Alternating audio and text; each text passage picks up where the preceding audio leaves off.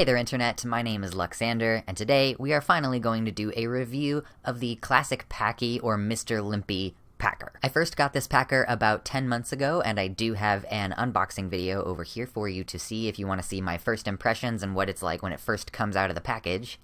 Before we get too ahead of ourselves, this video is almost certainly not going to be monetized, so if you end up enjoying it, please consider tipping me on PayPal. Alright, here's your penis warning. 5, 4, 3, 2, 1... It's a penis. If there are any people out there who are unfamiliar with the concept of packing, this is basically a thing that people who are born without a penis do to make themselves feel better about having something in their pants, and if somebody glances down at their crotch, then there's something in the pants, and that's kind of generally what a packer is for if it serves no other function. There are also packers which serve other purposes, such as stand-to-pee packers, or STPs, and there are also ones that you can put a rod into and make it functional for sex, and there's probably other stuff that you can do with them, but those are like the main three things, and this packer is just for sticking in your pants. It's just for putting in the pants, to have a little bit of a bulge in there. Some packers are designed to look very realistic and have all kinds of color tone on there, and like the pores have been articulated in a very particular way. This is not one of those. This is all one color, okay? And there are a lot of imperfections on it, and some of them were there when I bought it, and some of them have developed over time. We'll get back to that in a second. Right now, I'm just gonna tell you some general things about the different kinds of packer like this that you can get. There are 3 sizes. This is the small. It's about 3 3/3 inches long total, with about a 3-inch shaft. There's also a 5-inch shaft and a 6-inch shaft. And there are also 3 colors. This, I believe, is the vanilla color. There is also a pink color and a caramel color. So there are not a lot of skin tone options. I don't even know why you would want to have a pink one, but this is relatively close to my skin tone, and for my purposes, this is not something that's going to be shown to people. It is going to be in my underwear for the sake of my confidence. There are 3 price points for the 3 different sizes. This one, the small, was $12, the next size up is $14, and the next size up is $16. I purchased mine, I believe, through the website Early to Bed, which I am not affiliated with in any way. I just had a coupon code. So due to the fact that this is a very inexpensive packer, that it's got imperfections on it, and I don't know how well they'll show up on the camera, but there is a big divot right here behind the head, and it's very glary. I don't know if you can see it at all. So there is that. There's also this extra bit of plastic on the bottom of the balls. So this is not going to pass any kind of visual inspection. That's not the purpose of this, is not to pass visual inspection. You would have to pay a lot more money for one that was like that. When this first came out of the box, it was incredibly sticky, and I would recommend watching this old video to see my reaction. It is very oily and sticky, and basically it immediately accrues dust and little bits of fabric from your underwear and hair. So it's definitely this is now how it has cornstarch on it. It doesn't spread very easily. It's not like a little goes a long way when you're doing the cornstarch dusting. I find it kind of difficult to apply it very evenly, but this has got like a even as I can get it coating of cornstarch, and it has given it a much more skin-like texture. It's still a little bit oily, so I think that's a little bit more true to what skin is like. Skin might be sort of smooth and soft in places, but it is still skin and it sweats. This is pretty cheap silicone, and on the Early to Bed website it says that the manufacturer claims that it is phthalate-free, body-safe, and latex-free, but they do not make the list of ingredients available to Early to Bed, so they suggest that you go ahead and use a strap of some kind, or a pair of underwear in between you and this.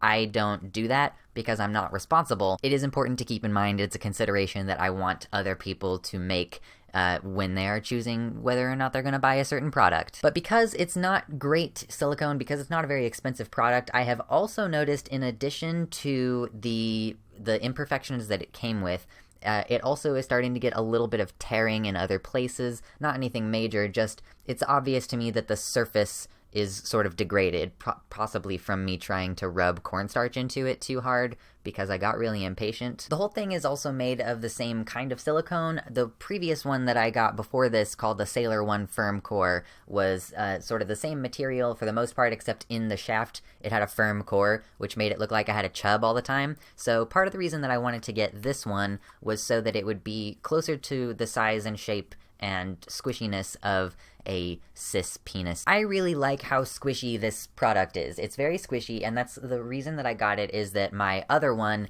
when I would crouch down while wearing a pair of jeans, it was so firm that it was really holding its shape against the edge of my jeans, and I just thought it looked really unnatural. So I wanted to get this one because I thought, like, oh, it'll squish more, it'll move around a little better, and my experience with it so far has been that that's pretty much accurately the case. If I crouch and I'm wearing kind of tighter fitting jeans, it squishes against those hard bits of fabric instead of, like, holding its shape and looking like a boner. As a product that has been manufactured, it lilts a little bit to the right.